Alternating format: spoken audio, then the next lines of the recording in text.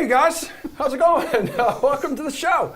Jessie Coffield. Oh, my jacket's on the back of my You got okay, yeah, awesome. Is that a turtleneck you're wearing nice today? jacket. Yeah, it's Steve Jobs season, or as some may refer to it, Elizabeth Holmes season. So whichever you celebrate.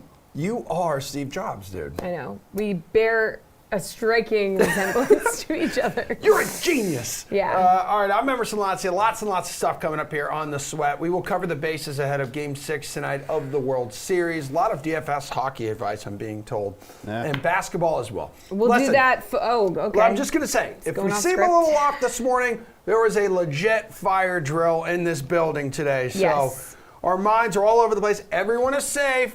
Thank God. Because it was a drill. We're professionals. We're going to overcome the adversity, and we're going to deliver the goods. Yes, we will deliver that football thing you like. And speaking of that, Week 8 is done. Another millionaire was made last night with the Monday night game. And if you missed out, don't you worry, because we have another chance at $1 million coming up on Sunday. In the lobby right now is the 3.5 Fantasy Football Millionaire Contest.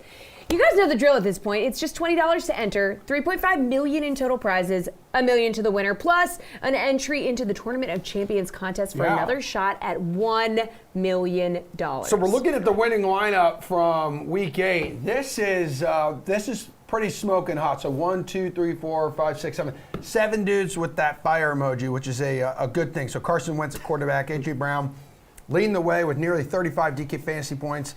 But Michael Carter in there, roster just 6% of lineups, north of 32 points. Now let's see who our panelists like for the Week 9 Millionaire Contest. That panel consists of DraftKings contributors Pierce Dietrich, Reed T. Fowler, Steve Buchanan in the house this morning. This is Price Check, best DFS plays in each price range for Week 9. So, Pierce, need a QB over $7,000. Who's it going to be? It's got to be Aaron Rodgers this week against Kansas City. They're bad at everything. We saw on Monday night. They allowed 222 yards to Daniel Jones, 2 touchdowns. Last time I checked, Aaron Rodgers, a little bit better than Daniel Jones. Has a couple more healthy receivers, hopefully, than Daniel Jones had last night. Rodgers, since week 1, 7-0, 17 touchdowns, 1 interception. He's got a 105 quarterback rating. That's with a 33 hanging it down. This game has a healthy 55 over-under. Hopefully, Kansas City's offense can get it together. We can get some back-and-forth action. Even if there isn't, Rodgers should have a really solid floor against this really bad Kansas City team. All right, we need a quarterback who's over $7,000, Reed.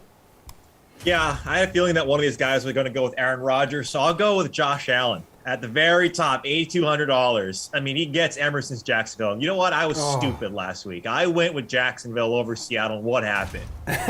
Nothing great. Nothing great. Look, Allen had a bad first half last week and still finished as a QB4. Urban Meyer against Sean McDermott, guys, and Brian Dowell is like Ohio State at homecoming. There is no chance that this coaching staff going up against this Buffalo Bills team and Josh Allen are going to beat them. It doesn't matter if it's at home. It really doesn't. Allen has as good of a chance as a guy like Aaron Rodgers, the 3.5x his price tag. And at that 8,000 and above, some people might be scared of him.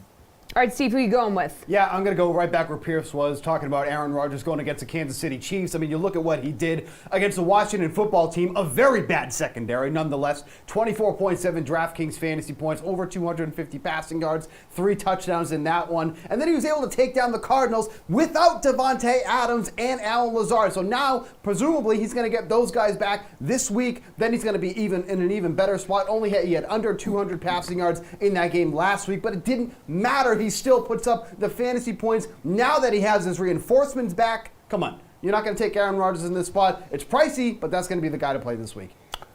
It is an interesting week in our house. A house divided. With Meg Muffin's Bills visiting America's team, the Jacksonville Jaguars. I ordered a new shirt off of Amazon yesterday, ready to go. We're going to have a good time. Exciting. Reed, help the people at home watching have a good time when it comes to a running back under $6,000. There's a lot north of $6,000, but take us to under. Right. I want to do a little extra credit here. I like Aaron Jones above 7. That's why I didn't want to go with Aaron Rodgers, because like the Kansas City Chiefs are terrible. But I'm actually going to a player who played against Kansas City last night. And look, Elijah Mitchell is going to be popular, so I might pivot to DeVonte Booker here against the Vegas Raiders at 5,900. Like if Barkley's still out, and it looks like they might hold him out until after the bye, he just seems like a guy who's going to get all of the touches. Like, they're coming off a short week. Vegas is coming off their bye, right? So it's presumably going to be advantage Las Vegas. But this guy saw his most production last night, and he's someone that got worked in the passing game. If that's going to continue and Danny Dimes is going to just check down Charlie, oh, that's a lot of nicknames, Right. for this week moving forward, then yeah, I like it. It's, the Vegas Raiders, they're still suspect against the run, 26.4 DK fantasy points on average per game to opposing backfield. So yeah, I like Devontae Booker at 59. Yeah, that's right. Week 10 bye would make sense for them probably to just keep Barkley out for the next couple of weeks there. Sure. Okay, Steven, give me a running back under $6,000.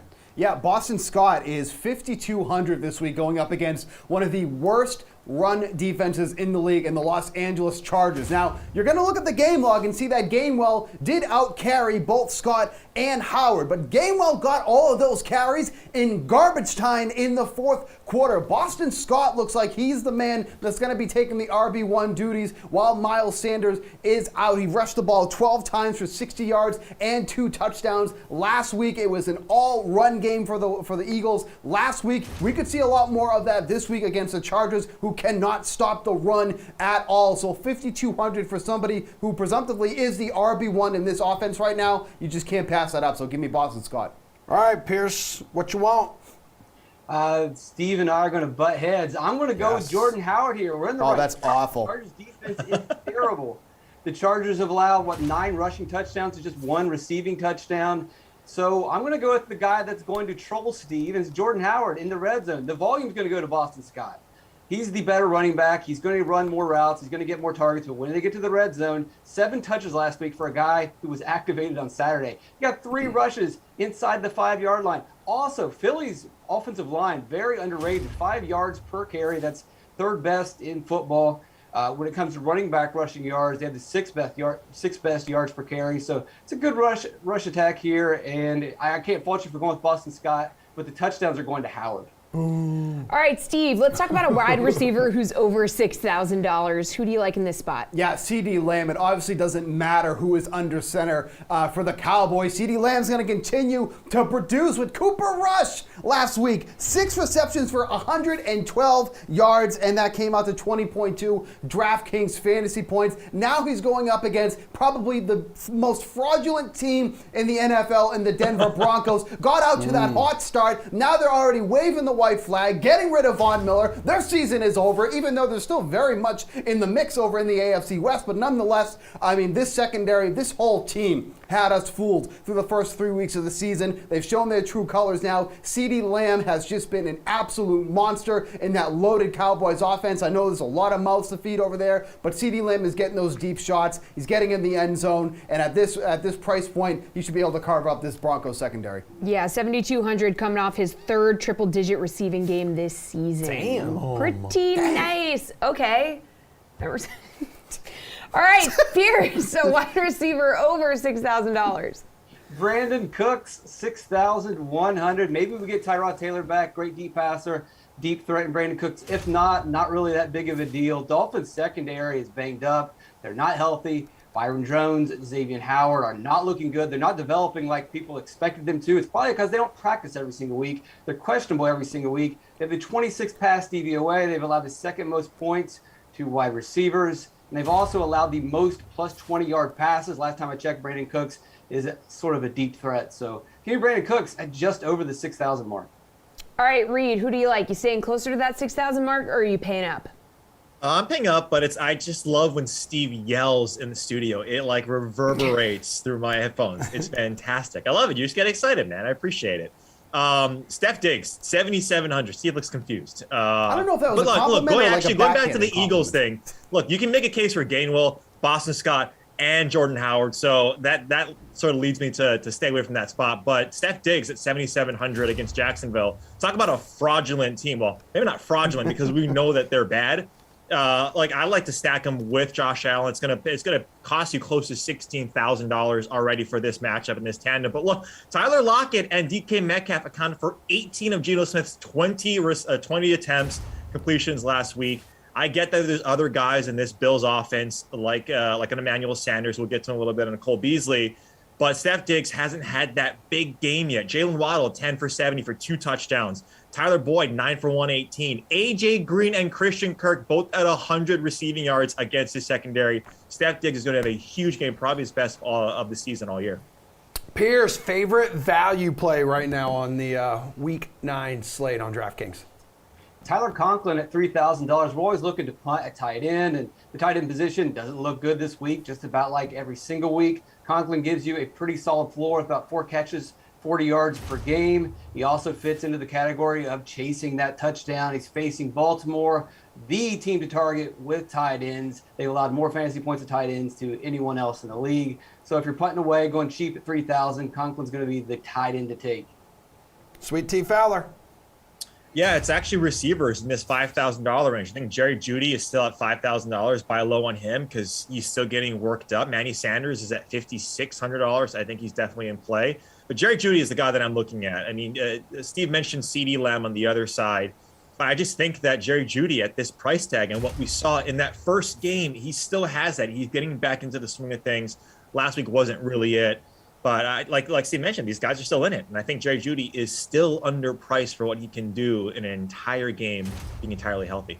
Dukes, talk to me. I'm going to try to whisper now. I don't want to hurt Reed's ears. He's got those nice Appreciate AirPods in. But, Miko, if I told you there was a receiver who is under 4K and is averaging over 7 targets over the last 4 games, you'd probably be like, sign me up, baby. That's what Miko Hardman is right now. 7.1 targets over the last 4 games. He's been getting a lot of looks from Patrick Mahomes, who continuously is throwing the ball, sometimes to the wrong team, more often than not at this rate. But, I mean, for a game that we think the Packers are going to do well in, if that's the game script, then maybe the Chiefs are playing catch-up. And if that means that Mahomes has to continue to throw the ball, Hardman has been getting a lot of looks lately. Only $3,900. The salary has not caught up to him as of yet. So I think at $3,900, he's one of the best value plays on the board as of Tuesday afternoon. All right, good stuff, guys. Thanks. Yes, thank you. We just heard some of the top wide receiver plays for this Sunday, but did any of those wideouts make former Super Bowl champion Hakeem Nicks' list of top 5 receivers in the game? Right, Meow? I caught up with the former Giant yesterday, and he gave me his list. Let's see Get your it. take. Top 5 wide receivers in the NFL just right now. So let's start at number 5. I know this is difficult, because there was a lot to choose from, and there were some very good wide receivers. But you were a very good wide receiver, so we respect your opinion. Let's go. Who's 5? So 5, I kind of got a 2-way tie. Right. Oh, wait. So this means we're gonna have like 6 guys in the top 5. Yeah, well, yeah. Just that number 5 and 4 was iffy, and I kind of got to choose. You know what I mean? All right. What do you got? So at 5, I'm gonna go with the young pup Jamar Chase. Ooh. Just cause I feel like he's coming on strong. Oh, he's unreal. Yeah, like he's coming on very strong. So that's the young pup, only young pup that's gonna get in there. I gotta show love. You know what I mean? I gotta show love. And then I'm gonna match him up with Tyreek Hill, just because Tyreek Hill's kind of it ain't his best season, but shoot, he didn't. If I'm not mistaken, he had 2 200-yard games already. Yeah, and you know what? He's the most dangerous deep threat in the game right now. Exactly. He changed up a whole defense. Yes, he does. Anybody that could change a defense, they in that, top 5 worthy, in my opinion. That inside-outside versatility. But I love the rookie. He continues to blow the minds of everybody around the league. Who do you got at 4? Right. 4, I'm going to go with DAVANTE Adams. Oh, wow. Green Bay. I would think he would be up there closer to 1, but okay. No, I got a good 5 now. Hold up. So, 4. But we talking about this season. Yes, right? We are. Yes, right this now. Season. Yeah. So that's the only reason why number 4. He would be in that top 3 for me. But Cooper Kupp I had to choose between him and Cooper Kupp, and Cooper Kupp is coming on real strong this season. Okay. He's got 10 touchdowns right now, which is twice as much than the next guy who is Tyreek Hill. He's producing. Yes, he is. He's producing. So that takes us to 2 then, right? Take us to 3, right? Well, I thought hold on. Well, I gave 2 for 5. Yep. And then you went Adams for 4. And then I thought Adams for 4. Who was Cooper 3? Kupp for 3. Yeah, okay. Cooper Kupp for 3. And number 2, DK Metcalf. Oh, yes. Oh, my God. He's built like a linebacker, too. Yeah. Built like a linebacker. He's DK. got like a 12-pack on his stomach. So, and then number one, my boy DeAndre Hopkins. He's gonna always be number one for me right now. Oh, like while he's man. playing, he's phenomenal. He's a leader, and he's a hell of a ball player, man. And He actually, not too many people can go from one organization to the next and still be as productive. I You was know going what I to mean? I honestly struggle with that. Yeah. Other, going to different offenses and like, this don't fit me, man. I need to, I'm used to being isolated, this and that, and other teams want to put me in concepts. I'm like, man, I'm a one-man army. I need to be out here battling. You know what I mean? But everybody can adapt to that, and the fact that he adapted to it, that confirmed to me, like, okay, yeah, he's really the real deal. That was my conversation with Hakeem Nicks. Yeah, Super that Bowl was great. champion. You did a great job. Yeah, we connected really well. I'm sure you did. Welcome back to The Sweat. I'm Jessie. He's Emerson. Their DraftKings contributor, Jeff Ulrich, RotoWire's AJ Scholes, and host of the NHL Fantasy on Ice podcast, Pete Jensen. All right, guys, welcome back. Wow, AJ, you are freshly shaven. I am uncomfortable. I've never seen you with a baby face like this before. Congratulations. Most people haven't, honestly. This is wild. I haven't done it in probably 10 years, close to that. Wow. But the things we do for Halloween, man. But it'll be back. It'll be back soon. Yeah, wow. That's dedication. You seem like a different person. But anywho, it is good to have all you guys here, and it's time to break down this 9-game NHL slate. Jeff, which center is your favorite play tonight? Rupe Hintz from the Dallas Stars. Slow start for the Dallas Stars offense, but I mean, I'm going to stick with this player. Very talented. He's still only 6K. Got a very good matchup going up against the Winnipeg Jets tonight. Second worst penalty kill so far in the league. Connor Hellebuck still coming in with a save percentage under .900. So the setup is really good here. And again, Hintz, I mean, he's averaging 3 shots on goal per game. It's not like he's not getting pucks on net. He's just got a shooting percentage of 0 right now, which I'm pretty sure is well under his career average. I really do expect with Jason Robertson back and now paired with Hintz on the first line, these two are going to get going. As I mentioned, Hintz was a monster in spots for daily fantasy in a lot of times last year.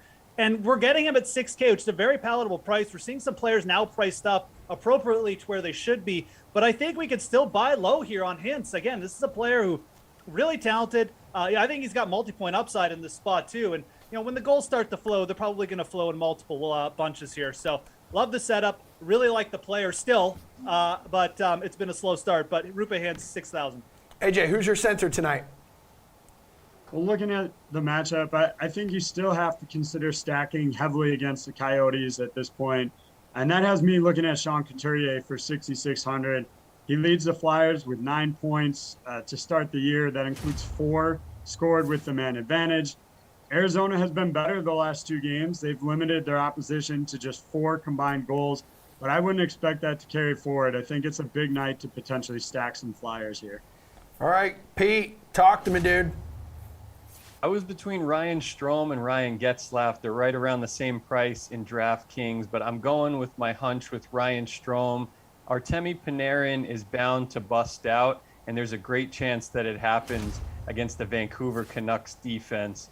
Their penalty kill is tied for 5th worst in the NHL this season. They have only 3 wins in 9 games, Vancouver. Big disappointment in my book so far. But Ryan Strome is a couple games in from coming back from COVID protocol, scored a goal over the weekend, and I just think that Panarin has multi-point potential, and Strome is a fixture with Panarin. So I will go with Ryan Strome, who was very close to a point per game last season for the Rangers, 49 points in 56 games. So I think it's a pretty safe play in DFS. Yeah, only $5,600 too.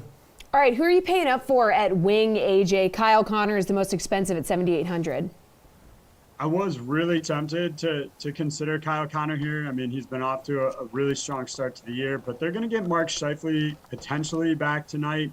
And I think that prices me out here just because his offensive load is going to be reduced just a little bit. Based on early line indications, he's actually going to be bumped to the second. He won't play with Scheifele or Wheeler, which is an even bigger concern at that price range. So instead, I'm going to look at Timo Meier for San Jose. He's a little bit further down at 7,400, still up at the top. 5 goals and 6 helpers. Slightly, like I said, slightly lower there. The matchup with Buffalo isn't ideal. They've had actually some decent goaltending to start the year. But San Jose is rolling right now, and I think you get some shares of Meyer and maybe even look at Logan Couture here. All right, Pete, which pricey wing do you like? I also have Timo Meyer in my mock lineup for DraftKings tonight, but I will highlight here Troy Terry because I mentioned Getzlaf earlier, and Troy Terry is on an 8-game point streak very quietly, and his price is still moderate, so I will certainly pay up to ride the hot hand with Troy Terry. 8-game point streak, tied with Alex Ovechkin for the longest in the NHL this season. A lot of people probably don't know that, so yeah, Troy Terry for the Anaheim Ducks is also playing a bigger role right now in the absence of Rickard Rakell. So you'll see him out there on power play 1 with Trevor Zegras, with some of these other studs, these young guys in Anaheim, quickly turning the page from that veteran guard. But also Getzlaf, if you want to stack him with Troy Terry, it's a pretty good play because Getzlaf covers shots on goal, still due for his first goal. I think it could come tonight. And then of course, he also covers block shots pretty well for a forward. So I'll go with Troy Terry from my wing to spend up for a moderate price. All right, Jeff, who do you like on the wing? Yeah, there's a couple places you can go. I mean, AJ's definitely right to bring up the Philadelphia Flyers. I do like Travis Konecny at 5,600 tonight. But I think, again, I'm going to try and tack a player who he's just overdue to find the back of the net, and Kirill Kaprizov against the Ottawa Senators here at 7,300. Again, these are spots you can take advantage of for DFS. I mean, there's a very good chance in a very, very good matchup, no one's going to play Kaprizov for the simple fact he started the season 6 games, or actually we're up to like 8 games. 8 games without a goal now, but it's not that big a deal. We see these shooters go through bad patches all the time. This is a very good matchup. The Ottawa Senators, they started the season okay, but as we saw in their last game against the Blackhawks, this is not a good defensive team. They do not have good goaltending. This is a spot where a player like Kaprizov is going to build some confidence. Again, 7,300, he's up there, but I like that because it's only going to mean it's going to keep people off. They want to bargain on Kaprizov because he's got no goals. Well, you're not really getting that big a bargain, but it's going to keep the ownership down. Again, I can't speak more. You can't really get a better matchup is what I'm trying to say here. I think Kirill Kaprizov is the guy you want to pay up for in the spot, and I think he breaks his goalless streak here tonight. Pete, talk to me about value, dude. A low-priced defenseman who you think can save some money and produce a few fantasy points tonight. Well, I love the matchup for the Detroit Red Wings at the reeling Montreal Canadiens, who just sent down Cole Caulfield. That shows to me that definitely Detroit has an advantage in this matchup, even without Tyler Bertuzzi, who of course is unvaccinated, so he's not playing in the games in Canada right now. But that top line still with Lucas Raymond and Dylan Larkin and the exposure that Mo Seider on defense brings to that offense is why I think that Mo Seider, the rookie with 8 assists in 9 games to start his NHL career, is a lineup lock in DraftKings for a very low price of $4,100. I think people are warming up to the Detroit Red Wings as a possible contending team, accelerated rebuild. It's amazing what they've been doing. And Seider also is on that first power play, so 4 of his 8 assists have come with the man advantage. All right, Jeff, give me someone affordable in the Blue Man crew. Yeah, I'm going to go with Alex Romanoff of the Montreal Canadiens to go to the other side of this game. I mean, everything Pete said about Montreal is correct, but it doesn't mean that we can't target some of their players for fantasy. Romanoff's only 3,300. You've got Jeff Petrie looking very questionable for tonight if he hasn't already been ruled out. Didn't skate yesterday. Romanoff, playing over 20 minutes in each of his last 2 games. He could even potentially start to see some power play exposure here for a thin Canadiens blue line, which is good. I mean, if the Canadiens get blown out here, that's fine. All we care about is what Romanoff is doing. He's averaging over 3 block shots and shots on goal per game, which is very steady for a $3,300 defenseman. And it's still the Detroit Red Wings. They're better, but they're not the worst matchup here for fantasy hockey either. So all things considered, it's the player coming in with points in 2 of his last 3 games. He's 3,300. He gets you some block shots. He's actually hit the block shot bonus 3 times the last 4 games. Romanoff 3,300, I think, is very good value here. AJ, need a low-priced defenseman from you. Well, I'll start by breaking some news on here. You guys know I love to do that. Dylan Larkin won't play tonight for personal reasons. So that is definitely something to watch with that Detroit top line. No Bertuzzi, no Larkin, a little bit suspect there. Michael Rasmussen will be the guy they're tagging to slide up there. In terms of my DFS picks here, I actually like Ryan Sutter as a low-cost option. He's just 3,300, but he actually leads the Stars in power play ice time among the blue liners. Now, it's a crowded field here. Heiskanen will get some options, Klingberg. But again, Ryan Sutter so far to start the season, and even in the last 14 days, is leading the team among the blue liners in power play ice time. I think that's a high volume shot to take when you're only paying 3,300. All right, I know it's early, but which goalie matchup do you like best tonight, Jeff? Yeah, I mean, I don't mind just continuing to ride the hot hand here with Jakob Markstrom from Calgary. 7,900. I mean, it's kind of the easy choice. He's under 8K. He's the goalie who's got a bunch of wins in his last 4 starts, and he's coming off back-to-back shutouts. But realistically, we'd like this game and this setup for Markstrom, even if he was in like just mediocre form. The Nashville Predators, not really a great offense, not going to scare anyone. And I'm a little bit surprised. I think the only reason the Flames are only minus 145 favorites here is that the Predators have a pretty good goalie too. But again, this kind of speaks to the fact we're probably going to see a low-scoring game. We've got 2 good goalies. The Predators are one of those teams I love targeting with goalies. They do still get like over 30 shots most nights, but they're just not good at converting their chances. So it's usually a really good upside spot for your goalie. So Markstrom probably going to be semi-popular tonight, but we do have a pretty big slate, so I don't even think his ownership will get up that high. But Jakob Markstrom, I feel like this is a goalie where he's streaky, and when he gets in these zones, you just keep riding him.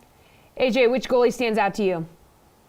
I agree with Jeff. Markstrom would be the guy I would target most, but if you're able to fit in a little bit more price, Carter Hart at 8,500 is really a good option tonight. Again, you're banking on Arizona being bad. I mentioned they had been better lately, but they still had no offense. They still lost both those games, even though they limited their opponents to just 2 goals in each of those contests. So I would expect Carter Hart won't face a whole lot of opposition tonight from the Yotes.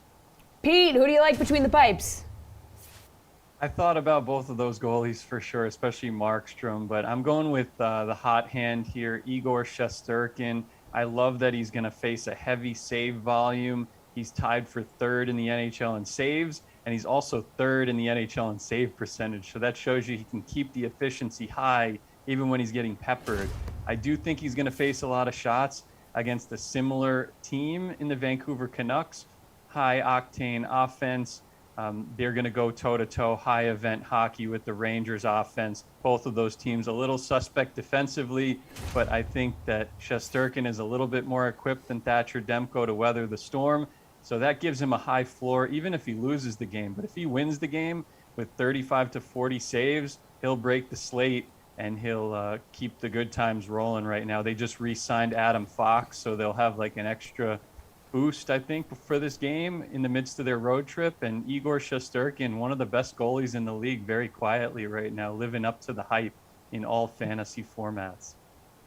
Oh, Pete, Jeff, AJ, good stuff, man. Gentlemen, thank you guys.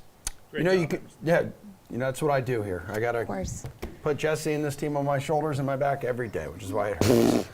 No one believes that for a second. All right. You guys all know you can find Jeff on DK Nation, AJ on RotoWire. But you can also find Pete and all his great plays on NHL.com/fantasy. So you can catch Pete and Rob Reese, who joins us on Thursdays, on their podcast, NHL Fantasy on Ice. So go subscribe to that right now, please. And speaking of podcasts, here's a little bit from one of our favorite ones. You got Ross Tucker and Emery Hunt on the Michigan State-Purdue game this weekend. Ooh.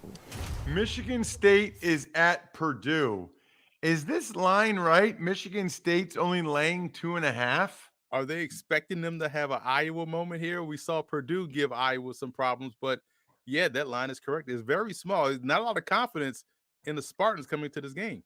Yeah, let's start with a couple of DNs. I love the DN in this game. Jacob, I forget how to say his last name, Panasiuk, the DN, he's had like 2 or 3 brothers that have come through Michigan State. Exactly. His last one was a defensive tackle, and this one, Jacob, is a really good player. And when you watch him, you think, okay, is he a hand on the ground guy, or is he a stand-up edge rusher in a 3-4? I know nowadays it doesn't really matter. So many multiple defenses out there at the pro level, but I do like how he stays active throughout the play, whether it's chasing the ball carrier or the quarterback, or if he's blocked at the line of scrimmage, his hands will stay active and stay up in the air, try to bat the ball down. So right now he's a midseason All-American from the Athletic. He's leading the team in sacks, and he's playing really well on both ends. I feel like where he has to get better, you want to see a little bit more consistent hand usage. Sometimes he struggles to get off blocks, and because he doesn't use his hands very well. So if he can continue to improve in that area, he probably can get even more sacks the rest of the way. And for Purdue, I've seen this guy on tape a couple times, and I did the Army Bowl when he was in it. He's really impressive. Their DN, George Karlaftis. And I don't want to typecast him because he's a defensive end playing at Purdue. But, man, it's hard not to see Ryan Kerrigan when you watch him and how disruptive he's been throughout. From the time he got on campus, I'm talking about spring ball. And they had the spring game, and his dude was blowing stuff up. To getting out there as a true freshman and playing really well, and to what he has done over the course of his career, he's a legitimate ball player and someone that should get drafted in the first round. I don't know where people are talking about him. I don't know where the mock drafts have him, but if you don't have him in your first round, you're doing it wrong because he's disruptive on both ends. He can get pressure on the quarterback, but also throws off blocking assignments. If you have to designate how you block Purdue up front, based off where Karlaftis lines up, that's a premier type player. That's the type of guy you want on your defense. It's a really good point. He's so good with his hands, too. So powerful. Michigan State laying 2.5. What do you got? You know, coming off that emotional win against Michigan and, you know, all the hype and pomp and circumstance, I just don't see them laying an egg against Purdue. I don't trust Purdue's offense enough to say, yeah, Purdue got a shot here. It'll have to be on Purdue's defense, turn the ball over. But I like Michigan State to cover this 2.5 point spread. All right. Game 6 of the World Series is going down tonight. Here to make sense of it is our MLB panel, RotoWire's Eric Halterman and Paul Bruno. They're here to give their best DFS and sportsbook plays, a.k.a. cover the bases. Let's go. First base, your captain in this DFS showdown is who, Eric? Yeah, so as I've said throughout these playoffs, I always start with these showdown contests looking at, is there a pitcher I can trust to captain? Because if a pitcher is going to go deep into the game, they just score way more points on average than the top hitters. And I think there is. I think I trust Max Fried just enough here. He hasn't been fantastic his last 2 playoff starts, although in his last one he did strike out 6, walk only 1, and not give up a homer. So the hits were falling in, but it wasn't a bad start in every way.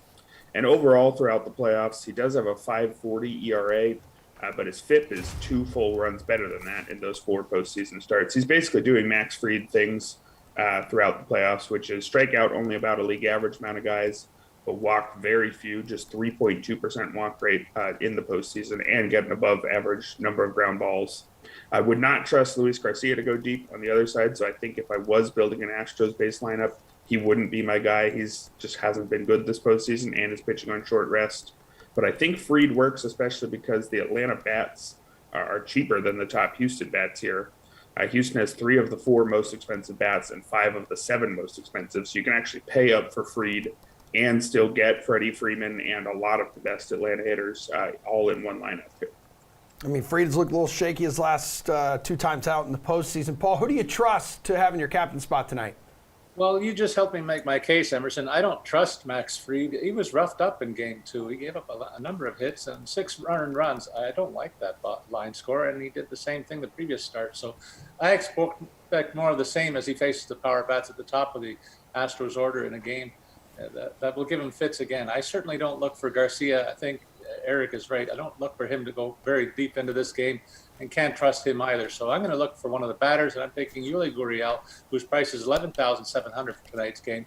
He's had his best year in the majors at age 37, and I'm choosing him to be the guy who delivers offense in at least one key spot tonight.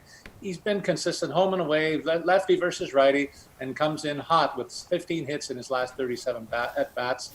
You know I love that. And I think the Astros will get some runners on base ahead of him in the 5 spot in the order. He'll be in position for some RBI opportunities tonight, and I say he makes good on some of them. All right, Paul, let's move over to the sportsbook side of things. Second base is your favorite player prop. What are you going with? I expect that we're going to see some balls leave the yard in this game. So I'm looking at the homer props tonight. And so I'll begin with, I want to show some love to the Braves and particularly Canadian content with Freddie Freeman. He's been hot in each game of this, got a hit in each game of the series. He's been on 11 for 35 streak overall with 3 homers in his last 10 games played. He's a solid power bat in the Braves lineup, and I say he gets into one tonight, paying off at 450. I already made the case for Gurriel, so why not say add him to the mix at plus 800? And finally, I'm a hockey guy first, so I'm going to go for the hat trick here and say that Jose Altuve builds off his game to success against Fried. And if he goes yard, that pays off at $450. If all 3 of these bets come in, I'm going to have a new wardrobe after this. Ooh, I like that. I like that. Eric, what's your favorite player prop on this slate? Yeah, I'm also expecting some homers, particularly from the Atlanta bats. I think Luis Garcia was a lower ground ball guy during the regular season, but very low during the postseason, just a 24.2% ground ball rate. Just shockingly low. League averages normally in the low 40s. So he's almost keeping the ball on the ground at about half the rate that you'd expect most guys to do. And that means that balls are going to leave the yard if they get hit hard, and Atlanta has some guys who can hit it hard. You could look at home run props for guys like Freddie Freeman, Jock Peterson, Eddie Rosario. But I also like one I've been liking throughout this playoffs, which is the starting pitcher, Luis Garcia, to give up a homer and the Astros to lose. That'll pay out at plus 215. Atlanta winning is plus 115. So if you think the Braves are going to win the World Series here, and you think there's a 2/3 chance that they're going to hit a home run off Garcia before they knock him out of the game, which could happen quite early, which I think is the main downside of this one. But I think if they do win, there's a pretty good chance that they hit a homer or 2 in the early innings, then you just get a much better payout there than the normal line. Hey, third base here, Eric. Are we going over or under a game total of 9? I feel like both offenses are as locked in as they possibly could be since the start of this series. Yep, and I don't trust Garcia, as I've said throughout this show, just has been shaky. He has one good playoff start in there, but his overall numbers just quite poor. Far too many walks, far too few grounders. And then even Max Fried, while I did like him at the start, I think he's going to go deep enough that he will be a pretty good captain choice here. I wouldn't consider him perfectly reliable either. As has been mentioned, he had a couple bad starts this postseason as well. So all it takes is one of the starters to be off, given the talent in these lineups. That's all it takes, I think, to hit the over, and there's a decent chance they're both off. All right, Paul, what do you think, man? Any value here in this run total? We're all on the same side of this equation, Emerson. I say yes to going over the 8.5 runs in this one. As I said earlier, Fried didn't fool him in game 2. I don't expect anything different tonight, and we already panned Garcia's recent struggles. Guy's got a whip over 1.5 in his last 10 outings, covering 45 innings. This pitching matchup tells me that I should expect plenty of early offense. Don't forget the fact that the DH spots will bolster both lineups in an AL home park. That adds to the offensive possibilities. There can be a lot of runs scored tonight. Again, total now sitting at 9 on the DK Sportsbook, everybody. And odds and lines are subject to change, so keep an eye on that. As the day continues. Kind of what sports betting does. All right, finally, home plate, Paul. So who you got? Are the Braves finishing it off, or are the Astros forcing a Game 7? I picked the Astros at the start of the series, and I'm not going to get off that train of thought even at this stage. From the answers to my first few questions, you're likely heard a couple of clues that will tilt the tables in favor of the home team, and we're going to see a Game 7. This is a spot which should favor an experienced home team that managed to get the series to come back to their home park. I have to wonder if that aspect will get to the heads of the Braves as they deal with the crazy crowd noise and how close they are to the big prize. All right, what do we think, Eric? Who you got? Well, I did say Atlanta in 6 before the series, so I could just stick with that and call it analysis based on not paying attention to anything that's happened throughout the series. But I think even if I do, I still think we look at Atlanta in 6 here. I think it's a surprise to me that Atlanta is the underdog, and they've actually been, I think, moving even more towards the underdog. It was plus 105 when I checked last night, plus 110 the first time I checked this morning, and now it's plus 115. Not really sure why it's moving in that direction. Again, Luis Garcia pitching on short rest has been quite poor. The Astros don't necessarily have that shutdown bullpen that we've seen some of the previous World Series contenders have. I just don't think they're going to be able to hold off Atlanta here. And I think I trust Max Fried just enough that really I think Atlanta should be maybe minus 105, minus 110, minus 115 here. I'm not really sure why you're getting plus money with them, but I'd be very happy to snap that up. Thank you, baseball guys. We appreciate it. Again, just a one-game Major League Baseball slate, but we've got 5 on the NBA slate. Who to build your basketball lineups around at each position after our last break.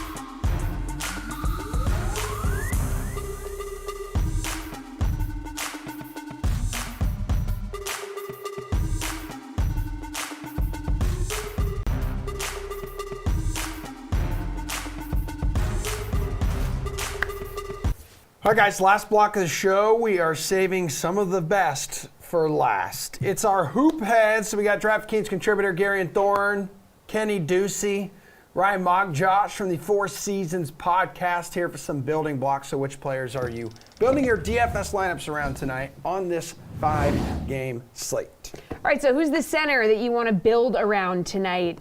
Talk to me, Garion.